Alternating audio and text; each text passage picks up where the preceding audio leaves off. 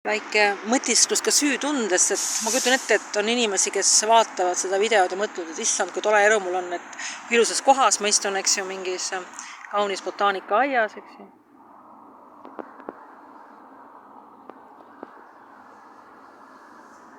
Ja ma ei vaidle üldse vastu. Tartu see botaanikaaed on mu Tartus kindlasti mu lemmikpaik, vähemalt üks lemmikpaikadest. Selle ma siin olengi tihti. Kuigi raske on võib-olla see, et kui see koroona aparteid oli, siis mind sinna majja ei lastud ja pärast seda ma pole seal majas ka käinud. Midagi paha minna kohta, kuhu ei tahetud enne.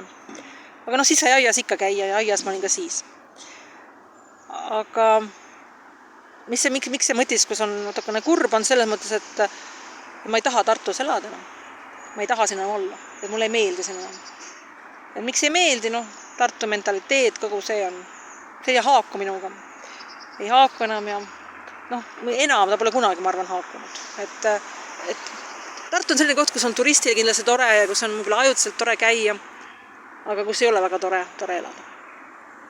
Ja selles mõttes ma toon natuke süütunnet, sest ma mõtlen, et praegu on inimesi, kes on võib-olla kuskil, ma ei tea, kuskil tööl või kuskil elavad inetuskohas, kuskil koledas paneelmajas ja neil ei ole sellist ilusaid taimi võimalik kunagi vaadata.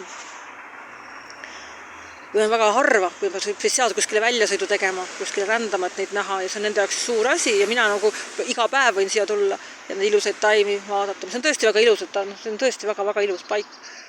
Ja kui ma Tartust ära kolin, ajaliselt kui ma kolin, siis ma kolin siit ära. See linn hakkab mulle tõsiselt vastu. Siis ma tunnen süüd, et ma niimoodi mõtlen, aga mida ma saan teha, kui ma niimoodi mõtlen? Ma ei saa sundida ennast teisiti mõtlema. Ja asi pole Tartus ise, Tartu on tegelikult väga hästi tore koht, aga asi on just selles mentaliteedis või selles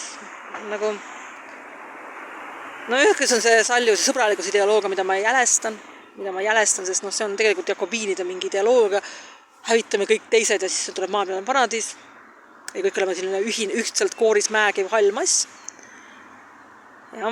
Ja teine on see, et sellest hoolimata on siin selline konnatiigi selline rääsunud, selline rohtu kasvanud, umbe kasvanud konnatiik, kus on hästi palju sellist, ma ei tea,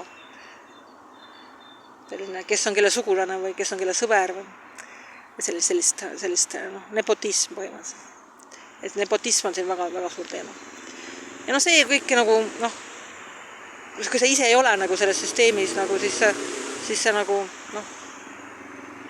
häirib. Tegelikult võib-olla häiris isegi oleks selles süsteemis, et sa taipaksid, kui sa oled tark ja sa oled selles süsteemis ise sees, siis sa taipad, et miks mingid asjad nii lähevad. Ja nad ei lähe iseenesest, et nad on teatav selline käsi peseb kätt või selline süsteem.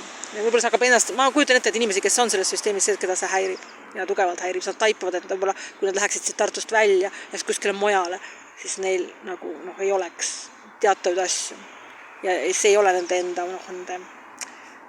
nende saavutused või nende olemuse tõttu saadud asjad. See on huvitav Vares laskus praegu siia.